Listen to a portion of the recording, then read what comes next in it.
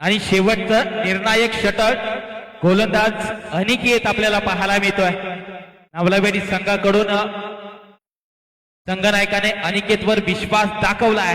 त्या विश्वासाला सार्थ अशी गोलंदाजी केली जाईल का की 6 चेंडूमध्ये 13 धावा डिफेंड केल्या जातील का 6 चेंडूमध्ये 13 धावा विकास शिर्के मारेल। येणारे 6 चेंडू आणि तब्बल 13 धावा बनवायच्या आहेत। मुटकलवाडी या संघाला या सामन्यात विजय प्राप्त करायचे असतील तर 13 धावा बनवाव्या लागतील।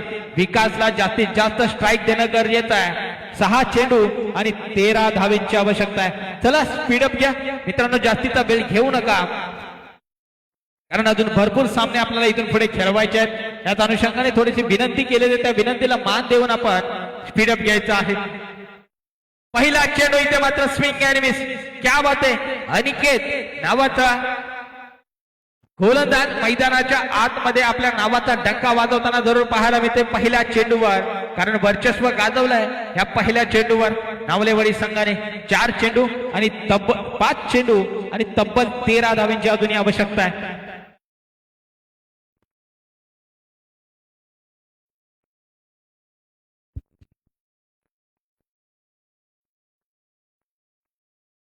विकासकडे ती क्षमता आहे, कौशल्य आहे, कॅपॅबिलिटी आहे, ती आता मात्र दाखवावी लागेल। याच्या अगोदर तुम्ही काय केलं हे महत्वाचं नाही आहे, आताच्या घडीला संघाला गरज आहे ते महत्वाचं आहे। त्यावेळी तुम्ही काय करताय हे देखील पाहणं महत्वाचं आहे। विकास काय करणार येणाऱ्या 4 चेंडू मध्ये सांगून जाईल, कारण बनवायच्या टोटल 13 धावा आणि चेंडू मात्र शिल्लक आहेत 4। विकासवर आता प्रेशर निर्माण झालंय, हे प्रेशर मात्र गोलंदाजाने आपल्यावरच रिलीज केलंय। 2 चेंडू डॉट फेकून हा महत्वाचा चेंडू आहे। ह्या चेंडूवर काय घडेल काय बिघडेल हे पाहावं लागेल। पुन्हा एकदा सज्ज होत आहे अनिकेत, यावेळेस क्या बात आहे, आणखी एक डॉट बॉल। शाहूवाडीच्या बायकर मॅनला इथे मात्र शांत उभं केलंय। नाव आहे अनिकेत, नावलेवाडी संघाचा हा गोलंदाज आपल्या गावाच्या नावाचा आपला स्वतःच्या नावाचा इथे मात्र दबदबा निर्माण करतोय। 3 चेंडू 3-13 असं समीकरण आहे। 3-13 वाजणार कोणाचे हे मात्र पाहावं लागेल।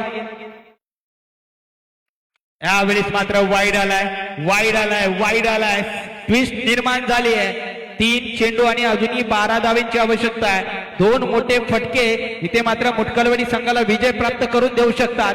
एक चांगला चेंडू इथे मात्र नावलेवाडी संघाकडून सामना जाऊ शकतो। आणखी एक डॉट बॉल, क्या बात आहे।